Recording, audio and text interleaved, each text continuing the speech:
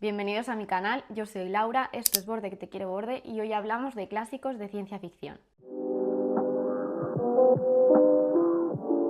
Subir este vídeo ahora mismo la verdad que tiene un pequeño puntito de cachondeo porque mis amigas y compañeras del podcast de Historias del Caos coincidieron justamente en este vídeo hace nada y dije pues ya está, vamos a cerrar el círculo, hago el mío yo también y perfecto todo. La ciencia ficción la verdad que es uno de mis géneros favoritos, por no decir el favorito, desde hace muchos años. Nació de ser muy cotilla y preguntarle a mi padre qué estaba leyendo cuando tendría, pues no sé, 8 o 9 años, una cosa así. Y fui tan pesada, le di tanto la brasa que al final pues soltó el libro y me lo dio. Era Yo Robot y nada, ahí se abrió la veda y empezó un camino que llega hasta ahora. Es verdad que ha habido épocas en las que he leído menos en general, o menos de ciencia ficción y más de otras cosas. He leído muchas cosas que no me han dicho nada, otras tantas que me han encantado y he hecho nuevos descubrimientos estos últimos años y nada, pues aquí vengo a contaros en cuanto a la ciencia ficción clásica cuáles son mis favoritos. No quiere decir que sean los mejores ni muchísimo menos, o sea, no soy yo aquí de ponerme a dar lecciones de nada y establecer los mejores clásicos de ciencia ficción de la historia.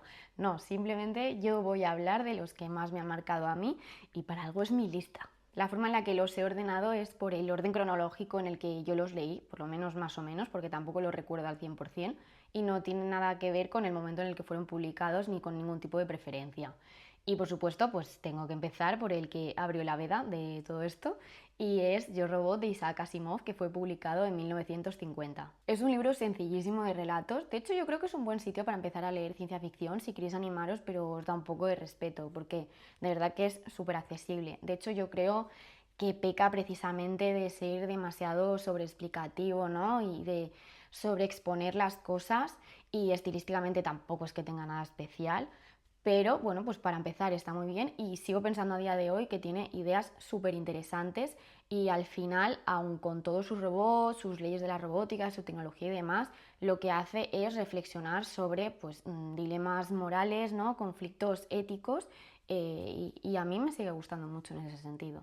Es curioso porque aun siendo Asimov uno de estos autores como bastiones de la edad de oro de la ciencia ficción y aun entrando siempre en estos listados, ¿no? Como de los que se llenan el pecho hablando de ciencia ficción hard como si fuese algo superior, la realidad es que yo creo que sus historias en general, sobre todo por ejemplo Yo Robot, están mucho más centradas en el aspecto psicológico y humano que en el tecnológico. Y al final ese punto es el que a mí me sigue encantando y bueno, también el puntito nostálgico que tiene haber empezado por ahí, compartir esta lectura con mi padre y demás. No tiene mucho que ver en realidad con la película de Will Smith, o sea, a ver, hay algún relato que puede tener que ver, pero realmente no es un libro con mucha acción ni nada parecido.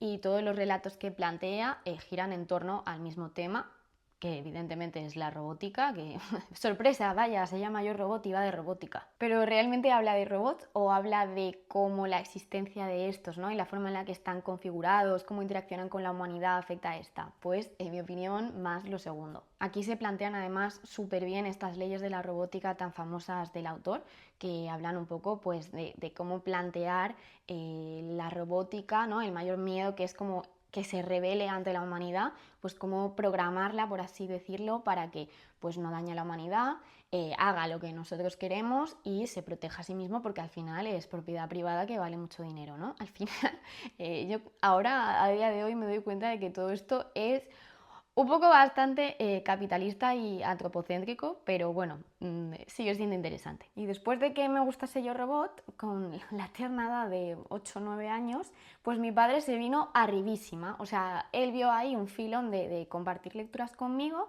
y dijo, ¿por qué no? Y me dio a leer Ubik de Philip K. Dick.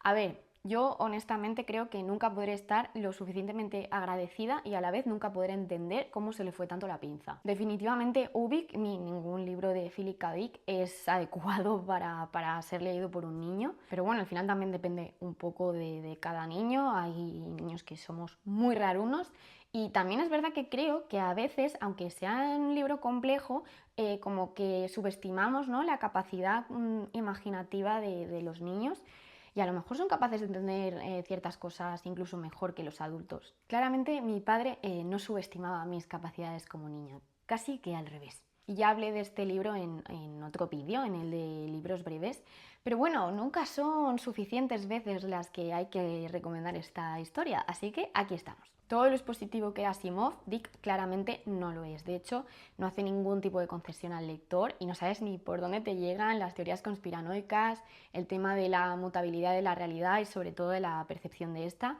Y dependiendo de lo acostumbrado o no que estés a este tipo de literatura, pues igual es que no sabes ni qué estás leyendo. Pero para mi gusto ahí radica parte de su magia. Dick se mofa de este concepto que es la verdad, la toma como el constructo que es y al final pues se aprovecha todo esto también para hacer una crítica sarcástica y punzante del capitalismo y de su explotación laboral. La novela comienza de una forma relativamente convencional, por lo menos para lo que son novelas de ciencia ficción, y plantea un futuro en el que se ha inventado una tecnología que permite la comunicación con la conciencia de personas ya fallecidas, por lo menos durante un tiempo. Es lo que en la novela se llama semivida. Además nos muestra pues, que existen personas con poderes telepáticos que en un contexto capitalista, pues las empresas aprovechan evidentemente para sus propios intereses, concretamente en este caso para el espionaje empresarial. El punto de partida de la trama es que un grupo de estas personas con poderes telepáticos es contratado por una empresa para una misión y bueno, aparentemente todo sale bien, pero quizás no. Y la cosa empieza a volverse un poquito loca. No cuento más para quienes no gustéis de muchos detalles, pero sí deciros que aunque en un momento se pone un poco confuso, el final creo que es bastante comprensible, por lo menos con respecto a la tónica general del libro. Seguimos con otro clasicazo que es Crónicas Marcianas de Ray Bradbury y es sin duda mi libro favorito del autor, pero con una diferencia abismal. No tienen nada que ver con los dos libros anteriores que he comentado, porque aunque es mucho más sencillo y mucho más fácil de entender que Ubik, la verdad que estilísticamente me parece que es mucho más destacable que, por ejemplo, Yo Robot, ¿no? O sea, hace muchos años que lo leí, pero yo recuerdo que Bradbury tenía un estilo narrativo que a mí me pareció precioso. Sí que es cierto que en otras historias suyas, pues me ha resultado un poco ñoño, ingenuo, incluso en algunos casos concretos tedioso, pero bueno, quizás esto también es un poco el momento vital en el que lees las historias y a día de hoy puede que fuese diferente, pero en cualquier caso a mí Crónicas Marcianas me parece un libro muy redondo y es maravilloso. Puntualizar que son relatos, pero que por la forma en la que están escritos y son leídos, pues tiene como ese regusto de novela, porque te va mostrando el proceso de colonización de Marte y va avanzando, ¿no? conforme pasan los relatos. Y aunque efectivamente trata de la colonización de Marte y hay marcianos, hay astronautas, hay naves espaciales, en realidad no trata de eso. Narra la historia de nuestra llegada a una tierra que no es la nuestra, de cómo de repente pues nos apropiamos de esta y hacemos uso de sus recursos y a lo mejor incluso le ponemos nombre a cosas que a lo mejor ya lo tenían, pero nos da absolutamente igual y pues las sobreexplotamos como si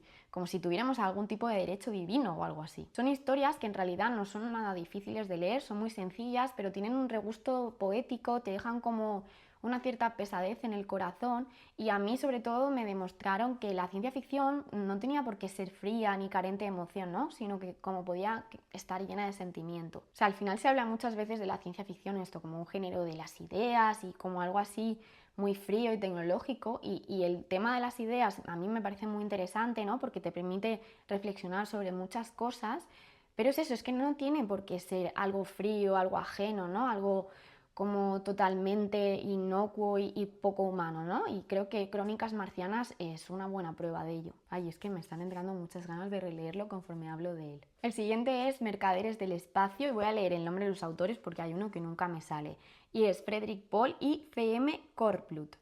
Y este libro yo creo que es la primera distopía que leí en mi vida y sin embargo es bastante diferente a lo que estamos acostumbrados, ¿no? Porque la mayoría de distopías que he leído, hay excepciones muy destacables, pero la mayoría de distopías que he leído, sobre todo en la infancia, como que presentaban regímenes totalitarios, ¿no? Y en este caso más bien lo que muestra es un futuro en el que las grandes corporaciones pues tienen absolutamente el poder y esto honestamente me parece que es mucho más realista con nuestro mundo actual. O sea, al final aquí lo que vemos es algo que se parece mucho a la sociedad que tenemos ahora mismo, pero llevada muy al límite, ¿no?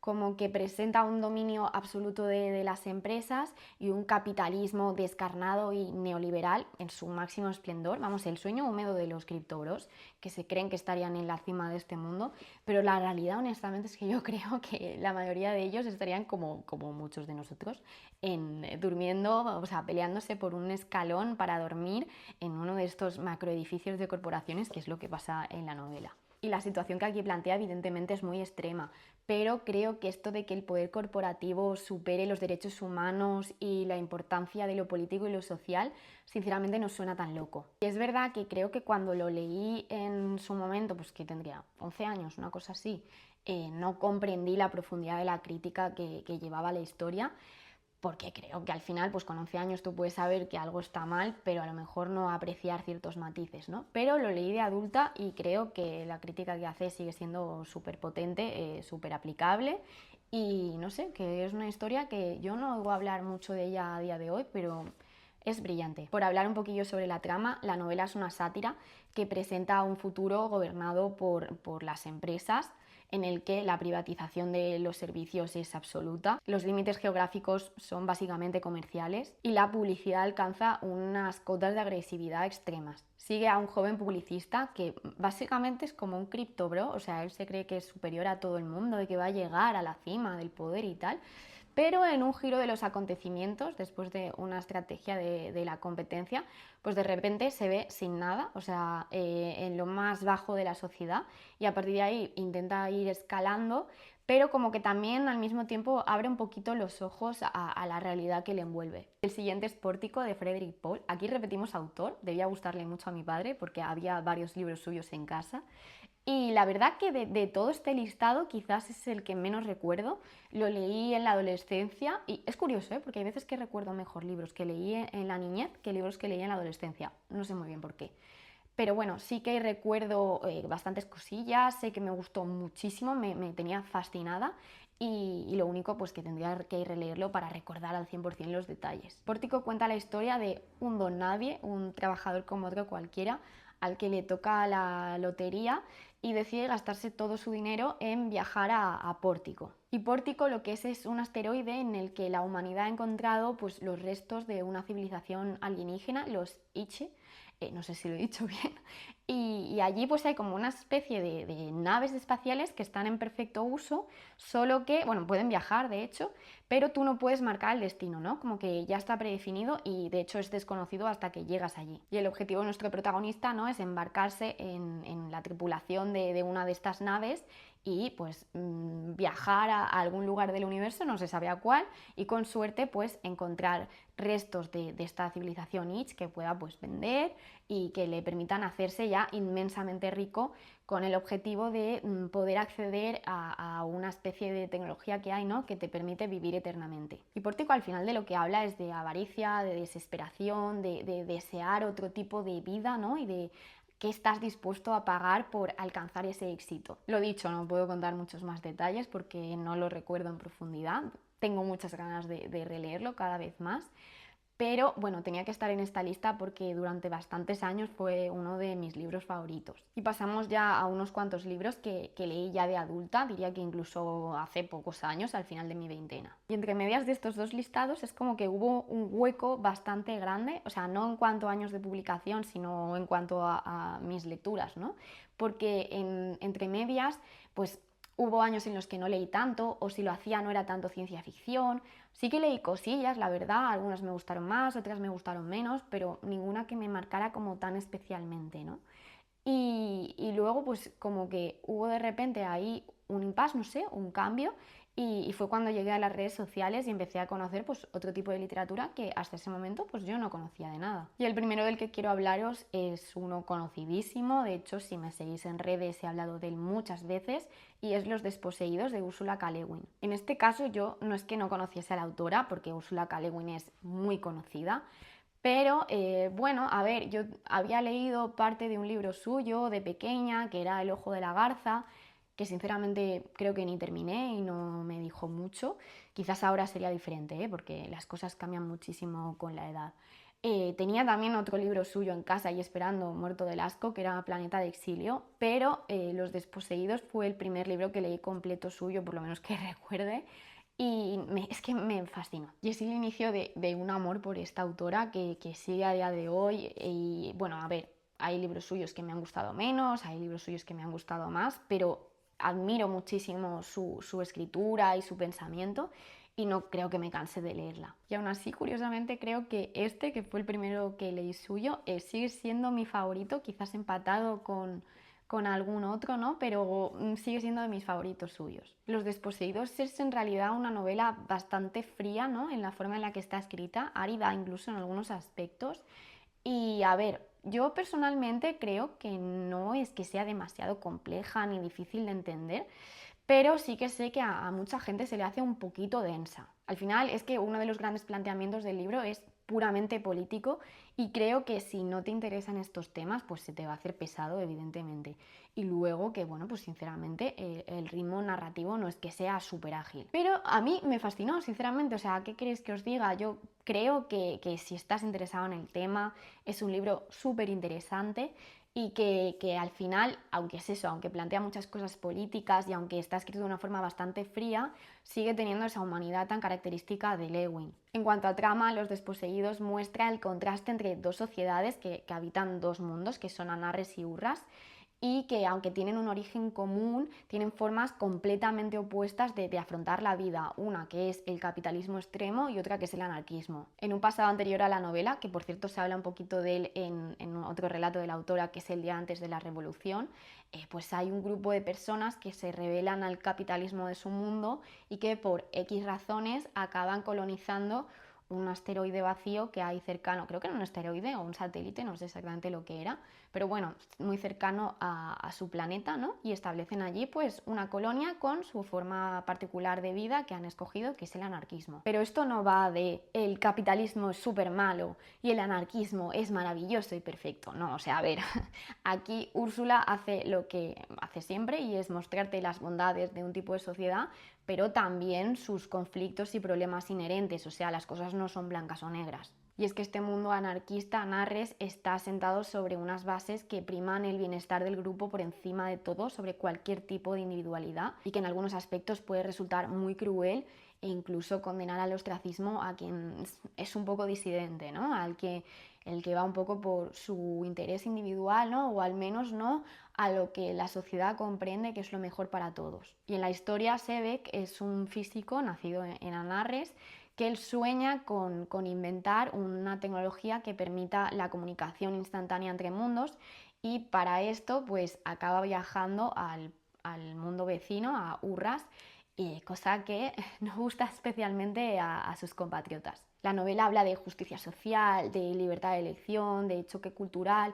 y también de la búsqueda de la felicidad y de la necesidad de experimentar la vida al completo con sus luces y sombras, más allá del placer por el placer, sino estableciendo compromisos que nos permitan pues, luchar por aquello que queremos como forma de realización. Pasamos a la siguiente, que es Solaris, de Stanislav Lem. Y a ver, yo ya aviso de que esta no es una novela nada fácil, no tanto por su complejidad científica, aunque en algunos momentos también, sino por la forma en la que está escrito, que es muy poética, muy onírica y simbólica, y bueno, pues esto también complejiza la situación, tiene a veces párrafos oníricos muy extensos que bueno, si no estás un poquito centrado, pues igual te pierdes. En la novela acompañamos a la tripulación de una nave espacial que tiene como misión establecer contacto con un ente alienígena que toma la forma como de un océano que envuelve a todo el planeta, que es Solaris. Y podríamos considerar, por tanto, que es una novela de contacto alienígena, o por lo menos de intento de este, pero una que cambia por completo el paradigma de este tipo de historias al presentarnos una conciencia alienígena completamente ajena e inescrutable, una inteligencia que evidentemente es tal, pero que es imposible de comprender por la humanidad. La verdad que casi todas las historias de contacto alienígena que conozco como que parten más o menos de la premisa de que la especie alienígena con la que vamos a establecer contacto pues va a tener unas ciertas similitudes con nosotros y va a ser posible esa comunicación.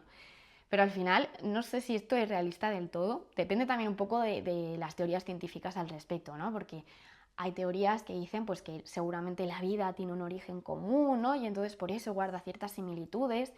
Pero yo no sé hasta qué punto es realista pensar que la vida se va a desarrollar de la misma forma y que al final, no sé si pecamos un poco, ¿no?, de ese antropocentrismo egoísta y estamos siendo un poquito ilusos, ¿eh? Pero bueno, no sé, al margen de si es viable o no, creo que Solaris es muy interesante y que hace un poquito de juego, ¿no?, de cambio de paradigma con este tema. En Solaris la verdad que hay resquicios de muchísimos temas, en cierto modo podríamos decir que es una novela psicológica, también de suspense e incluso en algunos momentos romántica, pero yo creo que su magia, también su complejidad, la verdad, radica en la forma en la que está escrito y en cómo muestra este planeta Solaris, que resulta como fascinante, inexplicable y absolutamente aterrador. Pero bueno, honestamente no me siento preparada para explicar lo increíblemente bien que está escrito este libro, y si me conocéis un poco sabéis que a mí no me gusta pero nada esto de sobrepasa el género,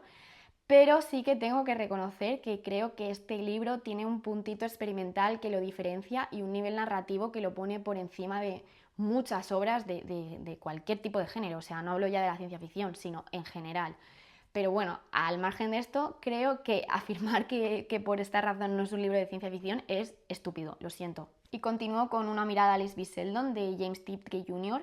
Y bueno, en realidad esta edición que os muestro es una edición reciente que solamente está en castellano porque es un recopilatorio que hizo aquí la editorial Crononauta y que recopila pues 3 relatos de la autora, de Alice B. Sheldon, que escribió con el seudónimo de James Tiptree Jr., y también un ensayo de la autora. Y realmente poco ni eso, porque 2 de los relatos sí que están firmados como James Tiptree Jr., pero el otro relato lo firmó como Raccoon Sheldon, que era otro de sus seudónimos. Pero bueno, al final da igual porque es la misma autora, aunque es cierto que como James Tiptree Jr. tuvo muchísimo reconocimiento y fue una de las voces clásicas que llegan hasta el día de hoy, ¿no?, de los años 70. Y es curioso porque los relatos son súper diferentes entre sí, pero todos tienen como ese puntito reflexivo, ¿no?, y ese tono ácido que a mí personalmente me encanta. Y los 3 relatos que incluye, lo voy a leer, son Houston, Houston, ¿me recibes?, Esterilidad forzada, que fue el que firmó como Raccoon Sheldon, y luego Lo mejor que podemos hacer, que sí que lo firmó como James Tiptree Jr., aunque creo que este es ya más como de su última época. El primero de ellos, que es Houston, Houston, ¿me recibes?, es el que es más clásico a priori y el que tuvo el mayor reconocimiento. Y sin embargo, llegado a un punto de la historia, rompe con todo lo preconcebido. El segundo relato, que es Esterilidad forzada, es claramente una distopía feminista, y el último, que es Lo mejor que podemos hacer, es una historia súper tierna y melancólica. A mí la verdad que es una autora que me encanta porque me parece súper original, generalmente, sobre todo en estos relatos que están aquí, que sí que he leído luego alguna cosilla que se sale un poco, pero generalmente es como muy accesible y entretenida. Y luego que lo que ya os comentaba, ¿no?, que siempre tiene ese punto reflexivo, a veces es muy ácida, sensual otras, rabiosa, incluso violenta a veces, también humorística, o ya incluso pues en otros relatos pues más tierna, más melancólica. Es un aparente batiburrillo que maneja de una forma muy elegante y hace funcionar. Va equilibrando, ¿no?, todo esto en mayor o menor proporción según el relato, encontrando siempre como el tono perfecto para cada historia y lo que transmite. Y yo he querido sacar esta edición porque me parece perfecta, o sea, creo que es un recopilatorio espectacular y que te haces muy bien a la idea de lo que es el estilo de la autora, que podría haber traído perfectamente algún libro descatalogado que estuviese traducido, ¿no?, como del inglés, ya como se recopiló en su día, pero creo que esta antología está muy bien como para iniciarse con la autora, porque al final es eso, que la selección de relatos es muy buena, te permite un poco acercarte a diferentes vertientes, ¿no?, de su escritura, y además conocerla un poquito mejor pues a través de sus historias, pero también de este ensayo, ¿no?, final que hay de su propia mano, y también incluye algunos textitos, ¿no?, como ensayos que hizo la propia editorial y que está muy bien. Creo que este es uno de esos casos en los que suma muchísimo poder acercarte a la persona que hay detrás de la obra, ¿no?, y lo que supuso para ella que se destapase su identidad, ¿no?, detrás del seudónimo. Luego entender como los relatos dentro del contexto de su vida, que fue pues muy interesante pero también complicada, y sobre todo el poder percibir, aunque sea ligeramente, su personalidad que por lo visto pues era muy tímida, bastante atormentada y muy inteligente. Vamos con otra de mis obsesiones recientes, porque la verdad que con el de Una mirada a Lisby Sheldon estuve muy obsesionada, Y otra de estas obsesiones es Serpiente del sueño de Vonda N. McIntyre. Y la verdad que Serpiente del sueño es una novela engañosa en cuanto a su ciencia ficción, porque tú empiezas a leerla y podrías pensar perfectamente que estás en una historia de fantasía, de hecho juega un poquito a eso, pero realmente no es así. La aparente magia no es tal y todo tiene sentido desde un punto de vista científico de la ingeniería genética y otro tipo de avances tecnológicos. Es un road trip, pero uno ambientado en una especie de mundo futurista posapocalíptico,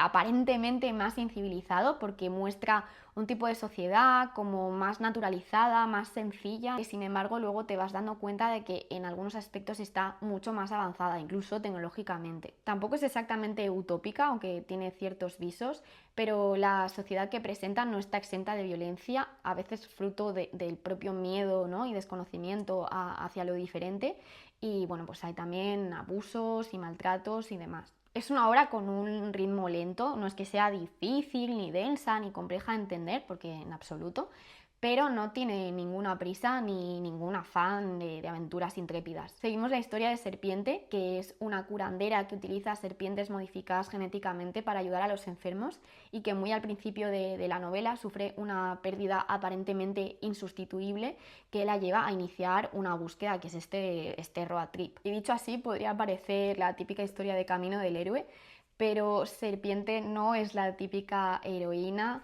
no es la elegida de nada, no debe aprender a creer en sí misma ni ningún tipo de estas cosas. Es una mujer muy segura de sí misma, que está de vuelta de la vida, y personalmente yo creo que es una grata sorpresa encontrarte este tipo de personajes que no abundan. Y seguimos con Babel 17 de Samuel Delany. Me acabo de dar cuenta que le he liado porque cronológicamente iría antes, pero bueno, si en edición me da tiempo a cambiarlo, perfecto, y si no, pues aquí se queda.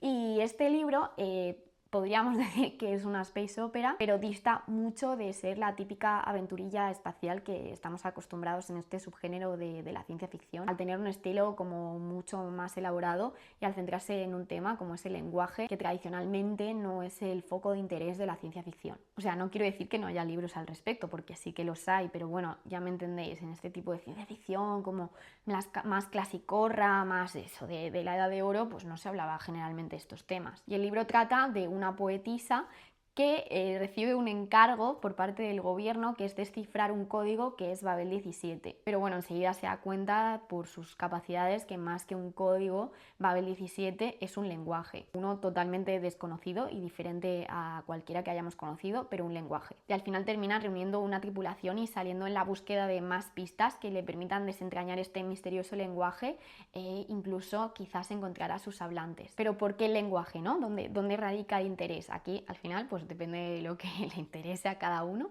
pero el punto de partida, ¿no? la premisa sobre la que se asienta todo es que el lenguaje no es solamente la forma de transmitir un pensamiento, sino que la manera en la que se configura este al final forma ese pensamiento. Esto parte de una hipótesis que es la de Sapir-Whorf, que por cierto es una teoría real, que plantea que el lenguaje influencia o incluso determina la percepción de la realidad. Es cierto que a nivel de trama no es uno de mis libros favoritos, o sea, lo disfruté, ¿no? Y es un libro que está muy bien, pero no es de estos que digas, wow, mi favorito indiscutible. Pero es que esta idea, ¿no? y la forma en la que se presenta me fascinó tanto que tiene que estar en la lista. Vale, y ahora ya para terminar vamos con un pequeño extra. No podía incluirlo en la lista de forma convencional, por así decirlo, y va un poquillo como extra, básicamente porque ni siquiera he terminado el libro.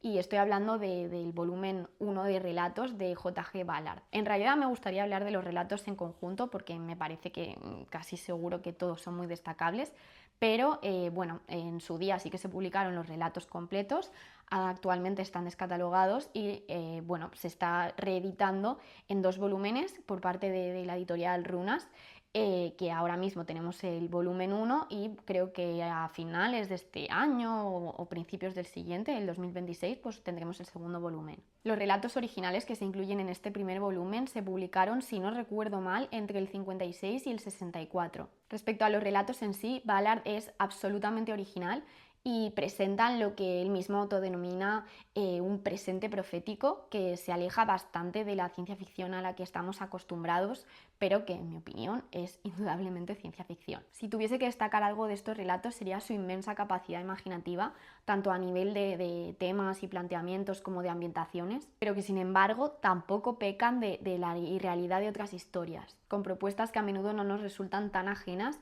pero que sin embargo están afrontadas de una forma que se aleja bastante de la mayoría de cosas que al menos yo he leído, con una pureza estilística como muy fría, muy precisa, pero que tampoco es que resulte incomprensible, por lo menos en los relatos. Hace poquito asistí a un curso sobre este autor que impartía la escritora Laila Martínez, y ella comentó, bueno, entre otras muchísimas cosas, algo que me resultó muy interesante, y es que Ballard no se preocupaba tanto por las cosas que iban a suceder en el futuro, sino por la forma en la que éstas iban a afectar a las personas. Y esto es algo que a lo largo de su obra, por lo menos la que yo he leído hasta ahora, se ve bastante claramente. Personalmente, de lo que he leído hasta ahora, que tampoco es tanto, creo que me quedo con sus relatos cortos, aunque también disfruté muchísimo, muchísimo de Rascacielos, pero no sé, como que conecto especialmente con estos relatos. De todas formas, me queda muchísimo por leer, así que esta es mi opinión actual y no prometo no cambiarla. Y bueno, hasta aquí el vídeo de hoy. Yo no soy ninguna experta,